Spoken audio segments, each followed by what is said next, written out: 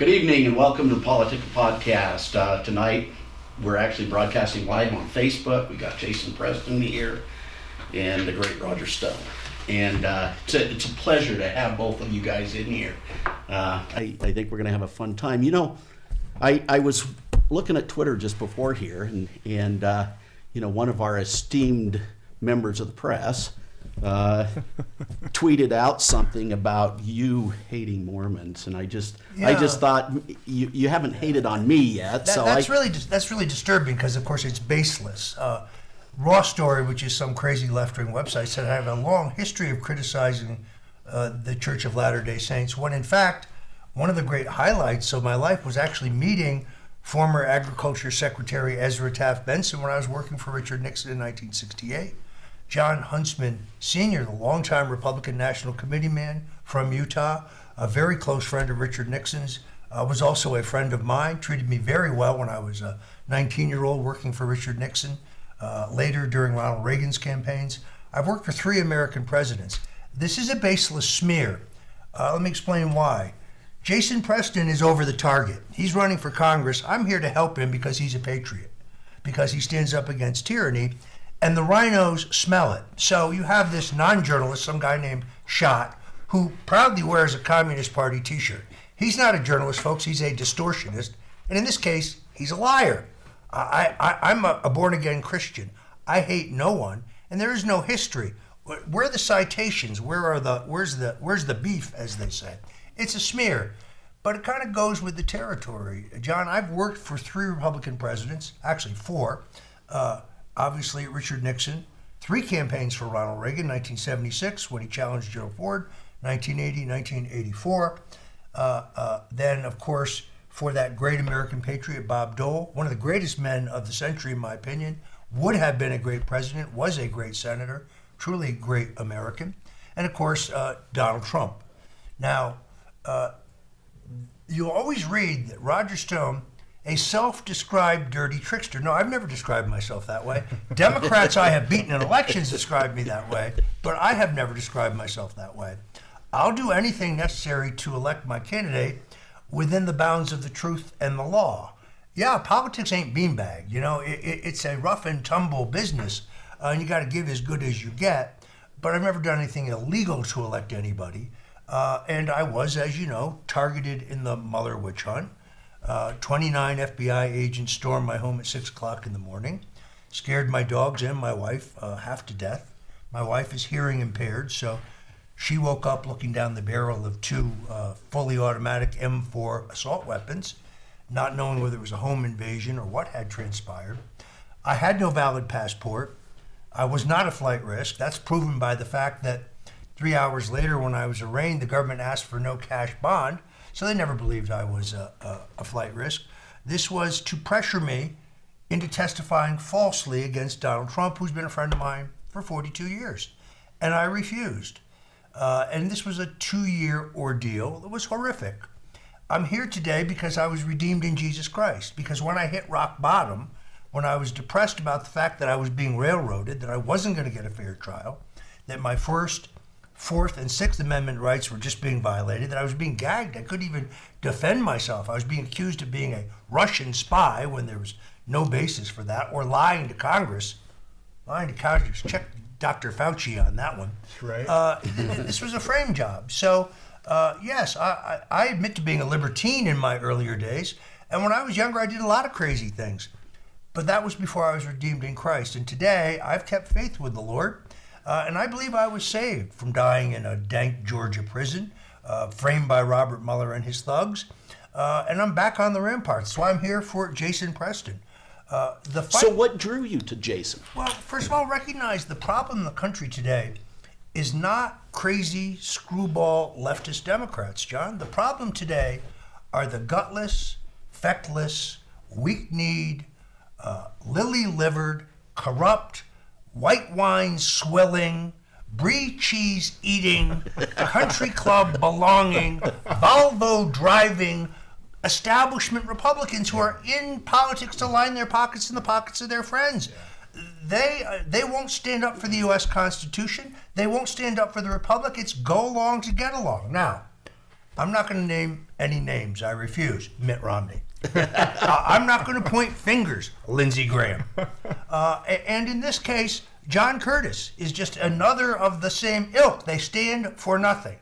When I learned about Jason Preston's campaign and the unique nature of your convention system, where I see a real opportunity to strike the first blow for liberty in what I think is a coming red tidal wave, but this will be a Patriots tidal wave. In other words, it's time to stand up against tyranny, and Republican delegates in this state are going to have the opportunity to do that on Saturday. In all honesty, I wouldn't miss it for the world.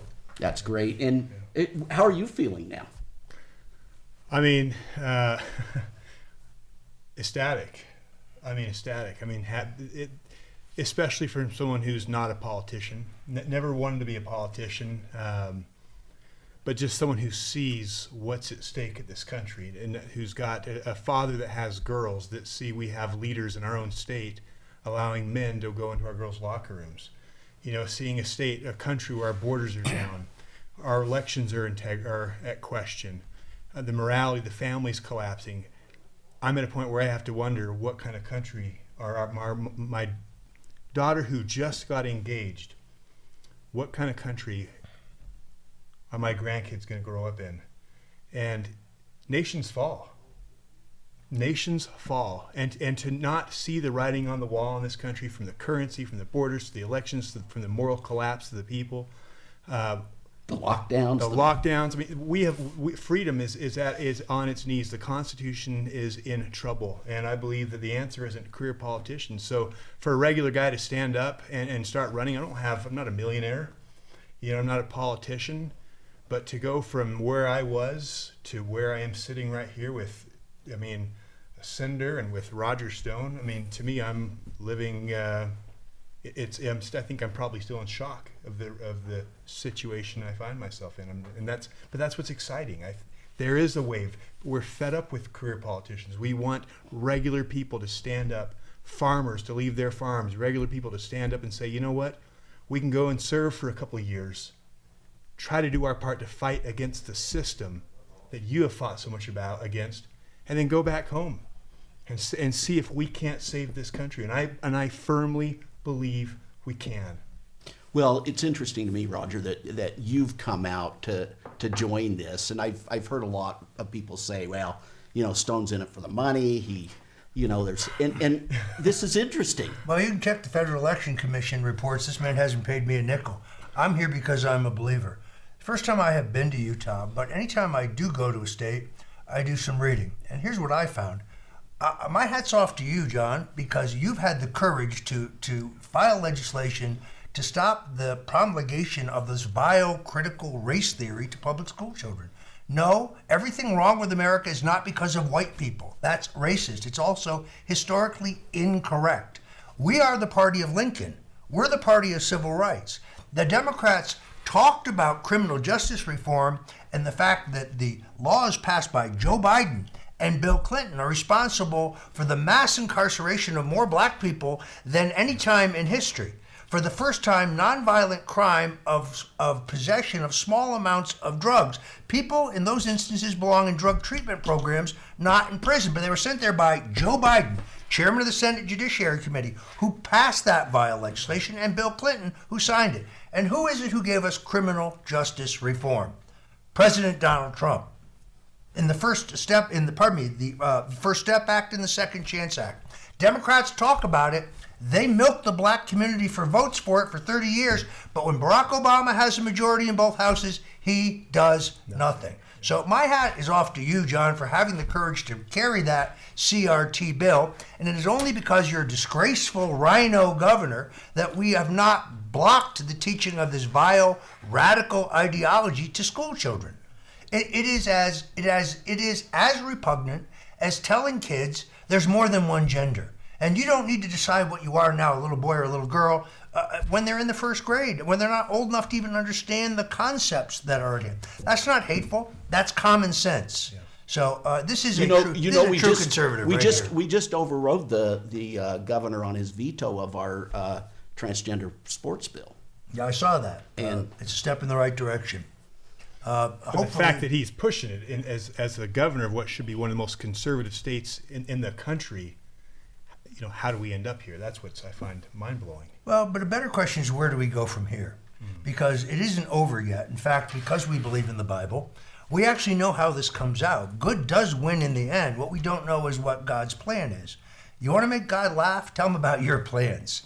Yeah. But I really believe, and I've talked about this extensively, it was Reverend Franklin Graham who reached out to me and who in the end convinced me that only redemption in Christ could save my life. He was right.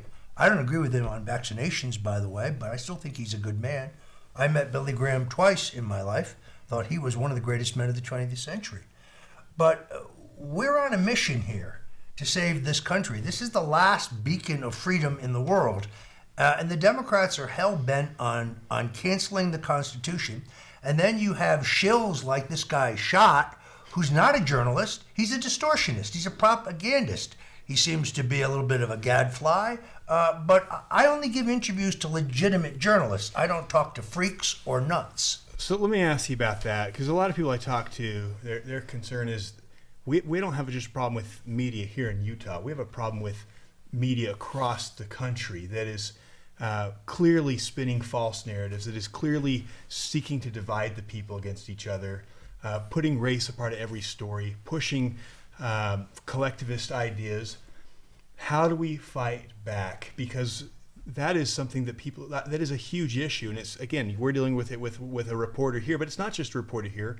Both of our news stations here tend to lean very liberal. The answer is very clear. The answer in 2016 to that question was the internet. So the corporate media domination that existed today existed then, but the internet was free. There were no barriers, and therefore Donald Trump was able to break through, and he was able to answer the smears on him using the internet as a base. 2020 is the first time in our history now when all mass communications of any kind are both controlled and censored, whether it is network television or cable television or corporate radio or print media like newspapers and magazines. And now the censorship on the internet is complete. I'm banned for life on Twitter. I don't even know why. They never even told me why. I think I hurt Jake Tapper's feelings or something. But the good news is we have terrorists on there, so at least they're labeled. No, it's Al-Qaeda can have a page, but Roger Stone cannot have. Well, and the sitting president of the United States gets kicked off of Twitter. I told him in 2017 that he had to deal with the issue of internet censorship or re-election would be very difficult. He never, I don't think, ever believed that they would ban a president of the United States. His truth is so stinging.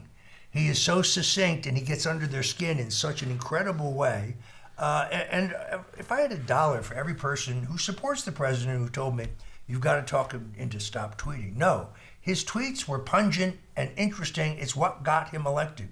People loved him because he spoke the truth. He wasn't polished. It wasn't written by some speechwriter. It came from the heart. Sometimes it wasn't articulate, but was always eloquent. But I think what he did is he said what most Americans felt. We had been, canceled, the political correctness. People had felt so silenced for so long under the past administration, and even before that I think when he finally came out and boldly said what everyone felt, a lot of people, especially here in the state of Utah, would never say that. So the answer to your question, though, is that you need to have a community on the internet where you have your own servers and where you are nowhere in your website, whether it is a news site or an event site like Eventbrite, or whether it is a crowdfunding site, or whether it's a social media site, you're not using the technology of Apple, Google, Yahoo. It's all proprietary source code, proprietary software that you build yourself. Your servers are completely independent. Now you can't be deplatformed. The only censorship will be by the ownership of the site. So if good people like, say, Elon Musk own a website and can guarantee that there is free speech. So what do you think about Elon and his attempt to take over Twitter? I think it is terrific. What's amazing is the overreaction of the left. They thought it was great when Jeff Bezos, a leftist, bought the Washington Post. But now the fact that Elon Musk wants to buy Twitter and believes in free speech, well, that's a danger to democracy. They've got it exactly opposite. Censorship is the danger to tyranny. And they're scared to death that he's got the money and the wherewithal and the savvy to take Twitter, which is a cesspool. Well, let me understand how communications work in this country. There are no conservatives that matter left on Twitter. So everybody there thinks the same way. When an idea, no matter how absurd, for example, Russian intelligence helping elect Donald Trump, an absurd idea for which there is no proof, but once that idea reaches critical mass, well, then the people in the newsrooms at Washington Post, the New York Times, there's 200 of them in each, they begin to believe that that's a fact. Right. If you're a government prosecutor, you now have a fact, but you just have to find the proof to back up that fact. So Twitter is a cesspool of hatred. It's a cesspool of violence. You should have seen the number of people when I chose when I was subpoenaed by the January 6th committee, which was entertaining because I wasn't there and I know nothing whatsoever about it. I didn't go to the ellipse. I didn't march to the Capitol. I wasn't at the Capitol. I gave a speech on January 5th at a legally permitted event. Yet I got a subpoena, and I honored that subpoena by invoking my Fifth Amendment rights. The number of people advocating the gang rape by committee members of my 72-year-old deaf wife on Twitter, those people are not banned. They made jokes about it on Saturday Night Live. That's how vile these people are. So it is really heartwarming to see their heads explode as Elon Musk moves in on the crown jewel of disinformation. And I can only live for the day that he invites President Trump back. I had 1 million followers, just under it, 980,000, when I was banned for life in 2017. After my bogus conviction for lying to Congress, when I didn't lie to Congress about anything relevant or material, and I certainly didn't do a lie or say any false statement to cover some underlying crime. This was a frame job to pressure me into testifying against Trump, which I refused to do. They wanted to make me an article of impeachment. I declined. But when that all happened, Facebook produced a 90-page report that claimed that I owned hundreds of fake Facebook pages, a lie. The research company that produced this report for Facebook was funded by George Soros, and I lost 3.5 million followers there. When they ban you on Facebook, they also ban you on Instagram. I had about 85,000 followers there. And then just to conduct an experiment, I joined TikTok, and in the first 2 weeks I said, Fauci lied to Congress, he should be prosecuted. Boom! I was banned there too. So the Red Chinese who own TikTok banned me. Wow, I'm really bleeding. Surprise. Yeah. Yeah. So you're here now, and how's that going to affect his election? Well, I hope to be able to rally real Republicans, real patriots, to his campaign. We have a showdown at this convention, and it is vital that those who are opposed to the Republican establishment work together. Those who may be for different candidates need to sit down and reach common purpose. This could theoretically be all over on Saturday. If somebody hits 60%, who is not the rhino John Curtis, you could have what is, in my opinion, a de facto election of a Republican congressman here. Or at a minimum, we may have a Republican primary. Now, in the Republican primary, I do worry about the integrity of mail-in voting, because mail-in voting is an open invitation for fraud. In my home state of Florida, we took the list of several million people who voted in the 2020 election, working with a group called Defend Florida. We went to 25,000 doorsteps, and guess what? 20% of those people do not exist. They're dead, they moved, they never existed to begin with. It's a vacant lot, it's not a residential building, it's undeveloped land. So mail-in voting is an open invitation for fraud. It's used by the establishment. I'd like to see Preston. I'd like to see Jason emerge as the nominee on Saturday. If we have to go to a Republican primary, then we'll go to a Republican primary. But I'll have to bring a boatload of lawyers in here to watch the people running it. So Roger mentioned this idea that we want to get to 60%, right? And we don't want Curtis in there, from what you were saying, right? So what will happen with you? What will you do if you're right below one of the other competitors? I think it would be a massive victory for Utah. And I think it would send shockwaves about the power of the convention system. If we were able to get a grassroots candidate to shut down an establishment politician, if, for example, Chris Herod, who's a phenomenal guy, you'll meet him. I have the utmost respect for him. If, for example, if he came after the first round of voting, I actually looked him in the eye on 2 days ago in Heber, and I said, if you come in first place, in order to stop the establishment, I would stand up and give my 1 minute speech and encourage my supporters to throw all in on you to get you over 60%. And if he got over 60% and we shut him down, that would be one of the biggest upsets in the history of the state. I would be thrilled. I would be thrilled because I had a role in that.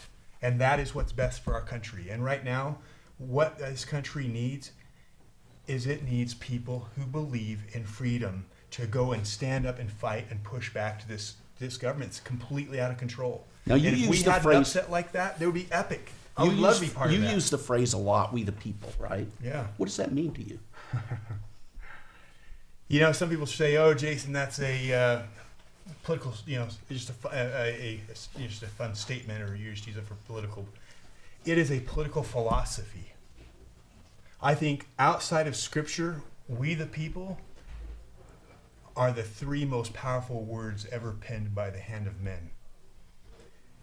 It states that there is a God, that the individual matters, that the individual has the seeds of divinity, and that those who start off in little ghetto neighborhoods, because they have those seeds of divinity, can end up as the president of the country.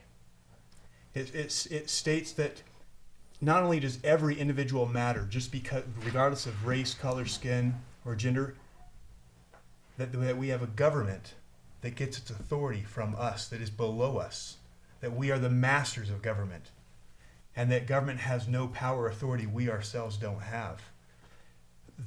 Those 3 words are the enemy of any tyrant, because what it says is we hold the power, not you. We hold the power. Yeah, that's a great philosophy, right? I mean, that's... I agree. So to address your convention question, the key here is for all the conservatives ultimately, I think, to coalesce around one candidate. I would hope if you are second and Chris is third, that he would do the same thing. The way to stop the rhinos is to unite, not to let them divide us so that they can slip through the middle. Which is what they want. They want us divided. Throw in a bunch of candidates, get it Well, watered down. that's what this whole movement by the progressives in critical race theory, other things that they're throwing about us, that's what they're trying to do. This is the politics of division. Yeah. Uh, I mean, and we have to stop that. I think that's the real threat to our nation right now. I don't think there's any question about that. Look, I'm a veteran of 40 years in American politics. I've worked for 4 American presidents. I've elected scores of governors and U.S. senators and members of Congress. But I've never seen the country in this kind of trouble. In other words, there was a time in America when we had 2 parties, and they had slightly different governing philosophies. The Democrats wanted to tax more, they wanted to spend more. The Republicans wanted to tax less and spend less. We were originally the party of civil rights. Then they stole our mantle. We need to get it back. We got it back when Donald Trump became a champion for criminal justice reform. And whether you were John F. Kennedy or whether you were Richard Nixon in 1960, they were both anti-communists. They both loved America. They were both patriots. That is not the case today. The Democratic Party has been taken over by wild-eyed socialists. There are no moderate Democrats. There are a few corporate Democrats, but they give way to the AOCs. AOC is going to challenge Chuck Schumer in New York. That's delicious. 2 communists going at it, a hammer and tong. Bring it. But we're not in a place where this is about politics anymore. No. I was criticized for saying this, but the real division in Washington is not between Republicans and Democrats. It's between patriots and traitors. Yes, I said it. I was criticized for saying it. I would say it again. I believe in the Constitution. I believe in free speech. I don't believe in masking our children. I don't believe in mandatory vaccinations for a vaccination that has not gone through clinical trials and for which the manufacturers have no legal liability. And I despise the fact that the media has hidden the extraordinary number of individuals either killed or damaged by these vaccinations. When I said millions of people will die months ago, Newsweek attacked me. Well, I wasn't wrong. I was just premature. Yeah. And I love that you have the courage to stand up for just truth. Because today it's like we have so many people that are afraid to just say what's true. We feel like we have to go on with this woke thing about the genders, about this, about that, about, the mask works, it doesn't work, we have to go along with it. And this country is in desperate need of men and women, but men who will stand up and speak truth regardless of the consequences. And the consequence is getting hammered by the media, going through what you went through with Trump, having the establishment come out and try to destroy your entire life and everything. No, I'm going to be very clear. I lost my home. I lost my car. I lost my insurance. I lost my ability to make a living because for 18 months I was gagged by the judge. Therefore, I couldn't give a speech or write an article on any subject whatsoever. So I had no ability to support my family. Then after I was pardoned by President Trump, who had the courage and the strength to see that I was targeted in a political witch hunt. I was targeted to try to squeeze me, to force me to bear false witness against him. I was arrested in January of 2019. In July, they called my lawyer to Washington and they said, here's a list of 26 cell phone calls between candidate Donald Trump and your client, Roger Stone. All he's got to say is that this had to do with Russian collusion and WikiLeaks, and will argue that he should get no jail time. In others, they wanted me to bear false witness. I believe the Ten Commandments are very clear on this point. Yeah. I refused, and I was looking into the abyss. I thank Jesus Christ for the fact that I'm here. I think the Lord gave the president the strength and the courage to pardon me in an election year. Unfortunately, the PTSD out of this is my wife being diagnosed with stage 4 cancer almost immediately after my pardon. And now I'm happy to tell you, despite what the doctor said at the time, that even as we speak here, through the healing power of Jesus Christ, my wife is in full remission. She is cancer-free. The doctor said this was not possible.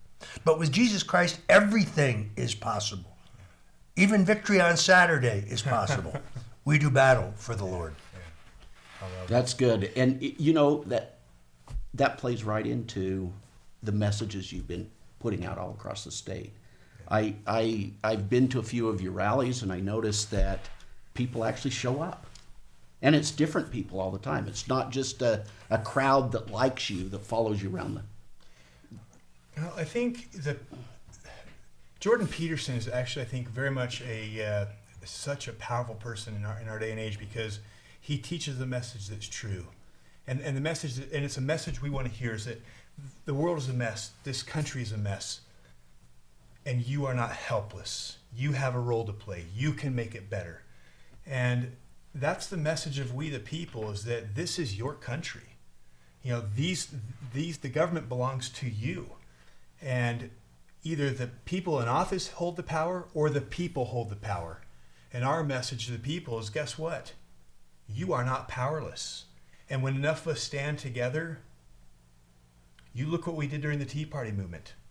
And I think 2022, and I want to hear your predictions next, is going to be the Tea Party 10X. And I want to hear what kind of candidates you think are going to go into Washington. I want to hear what you think is going to happen in 2022. Well, this is a key point. I don't think that the election of a Republican majority in the House and the Senate is going to change anything.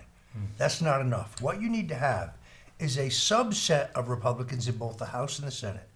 I can't tell you exactly many because we don't know what our margin will be in the House. But if we take the House, a group of 10 patriots, stout men and women who will hang together and thwart the rhino leadership that doesn't want to impeach Joe Biden. No, Joe Biden needs to be impeached. Absolutely. He is guilty of crimes far worse than anything Donald Trump is alleged to have been done in 2 impeachments. Kevin McCarthy, the gutless, feckless rhino from California, who goes around and denies that there are drugs and sex in Washington, when he's part of both of them, in my opinion.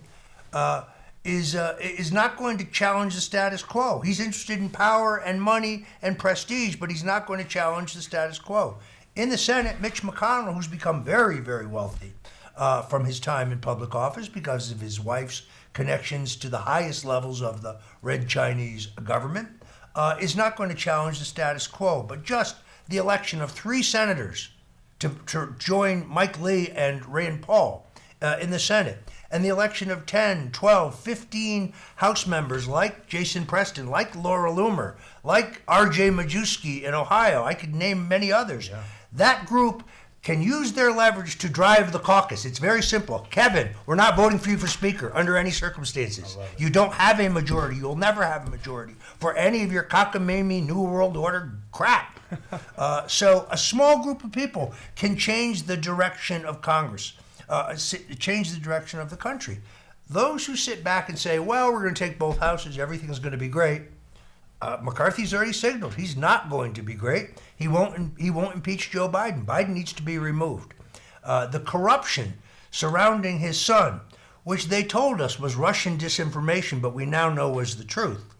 The chairman of the House Intelligence Committee said it was straight from the Kremlin. He needs to be barred from the Congress. He needs to be stripped of his committees, and there needs to be an article of censure put up in the House. But Kevin McCarthy won't do that. Adam Schiff, the most odious piece of garbage to ever serve in the U.S. Congress, a congenital liar, a fraudster, a man who said that he had seen more than circumstantial evidence of Russian collusion, a man who schemed and plotted in violation of House rules and the law to help Robert Mueller in their illicit and illegal indictment of me. I'm coming for you, Adam. You can bet on that. Well, we'll come with you. Hey, yeah. We're Well, you mentioned Mike Lee, right? A great man. And have you watched what's been going on with that? I mean, our other senator doesn't want to endorse him. That's probably getting him votes, to be honest with you. People don't like Mitt Romney because he's a fraud. He ran for the U.S. Senate in 1978 as a Republican in Massachusetts against Ted Kennedy. He was in favor of same-sex marriage. He was in favor of partial birth abortion. Are those consistent with the teachings of your church? I don't believe so. No. They're not consistent with any Christian teachings. So that's the real Mitt Romney. He believes in nothing. He has a different color hair every time you see him. He believes in power. He doesn't know what he stands for. What about this McMullen? Well, he worked for the Central Intelligence Agency. He is a globalist. He's not a conservative. There is a neocon group that's hell-bent on war that he seems to pal around with. How many votes did he get out here when he ran? Not too many, did he? And as I recall... No, but what surprised me is he actually fooled a lot more people than I thought he would. Well, but Donald Trump won the state big. It was not close. I've been in the state for less than 6 hours. I've yet to meet anybody who actually likes Mitt Romney. I don't know anyone who likes him. Mike Lee is a great patriot. He's a man of enormous courage, enormous energy.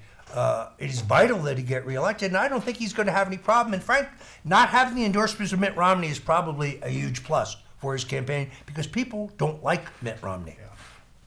Well, Jason, we're getting close to being out of time, and I just wondered if there were some additional things you wanted to say to our audience. I mean, we're out there on Facebook Live now. I